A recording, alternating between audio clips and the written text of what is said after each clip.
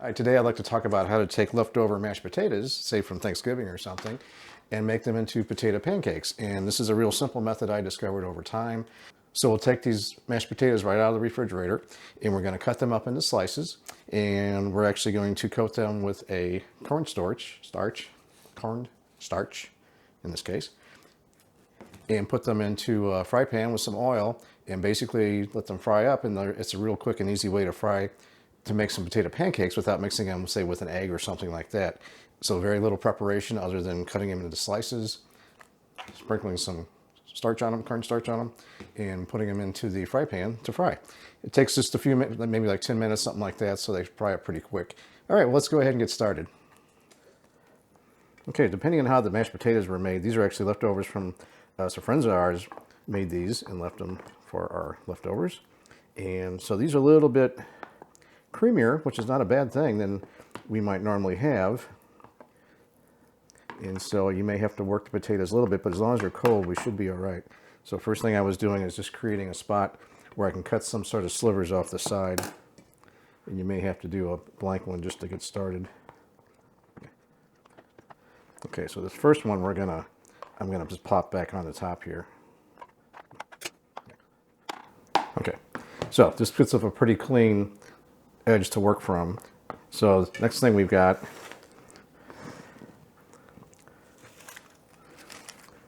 is I've taken some wax paper and cut it into sections. And what we're going to do is lay our mashed potatoes, a little bit of mashed potato on each one, and you'll see why we do that.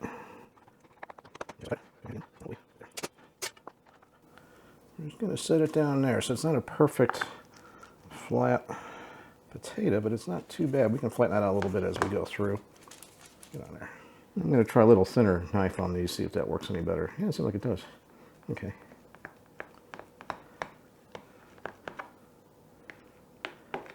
So these are really good mashed potatoes. So I'm hoping they turn out as really good fried potatoes as well. Okay.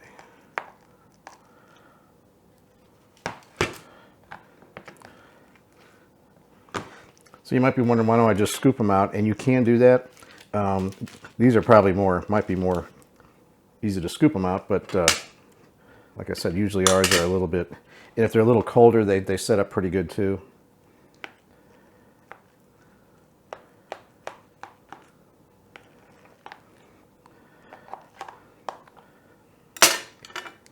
But this is interesting, even though these are much fluffier, I'll call them, or lighter than our normal potatoes would be, I think this still shows that the method works just fine for pretty much any consistency of potato. Okay, this is good. So now I'm just going to basically go across, flatten these out just a little bit.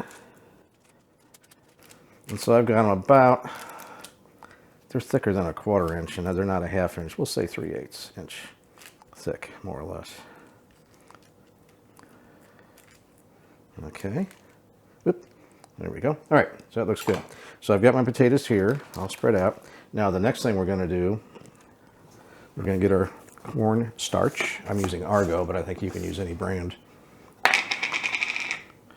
And I use a little sieve to sprinkle this on. And so we're going to sprinkle it on before we put it in the pan. Okay. This gives it the nice brown crunch crust on the potato. That's a little bit much. And yes, you can put too much on there like I just did. What'll happen is that just gets to be kind of not as crunchy as the rest of the surface of the potato. Okay, so at this point we're really ready to put these on the frying pan, so I'm going to go ahead and start up the oil and get that going. Okay, well, our oil is hot enough, and so I put it on like a medium high. This stove goes from 1 to 6 and then high, and then so I got it on 4. So it should fry up. If you notice, I'm using the wax paper to transfer these, because that way it kind of holds them together as you're bringing them over.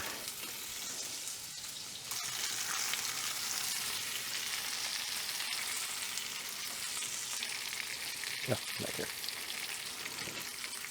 And the last one. Okay. Whoop. All right, let those go a few seconds. Whoa. All right, the next part here, we're going to do this again with sprinkling the cornstarch on top. I don't know why I can't say that. And when you do this, it's kind of interesting because the heat creates some convection currents. So as you're putting it on here, it might move your pattern around that you're trying to sprinkle more than you would expect. Try to split them up a little bit. Those look good. So these are really good mashed potatoes when we had them the other night. I'm kind of anxious to see how they taste when they're fried like this. And these are actually fluffing up pretty good. Sometimes they depends on the consistency of the potato, mashed potato, whoever made the potatoes. These are definitely a little creamier than we normally would have, so they don't hold together quite as much. And again, it's just everyone's got their own recipe, so it's not a comment one way or the other on the quality of anyone's potatoes. So they're all good. Okay, that was pretty good. There we go. All right, I'm gonna let that go a little bit longer because that could be a little bit browner on that. Look back here. Oh, that's good.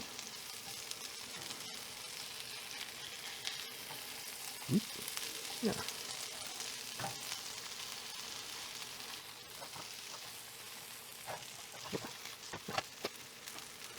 Okay. You can always add seasoning or whatever you want to it, so I'm just keeping them pretty much as is. I'll put some salt on them when I get done, but other than that, they should be fine.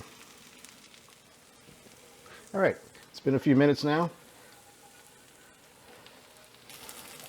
So I think I can just dump these out like this. Okay.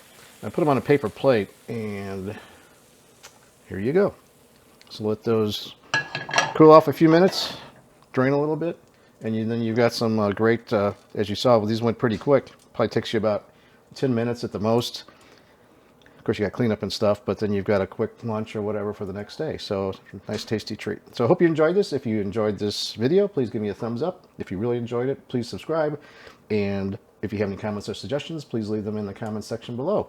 And I hope to be making more videos like this in the future. So thank you very much for watching.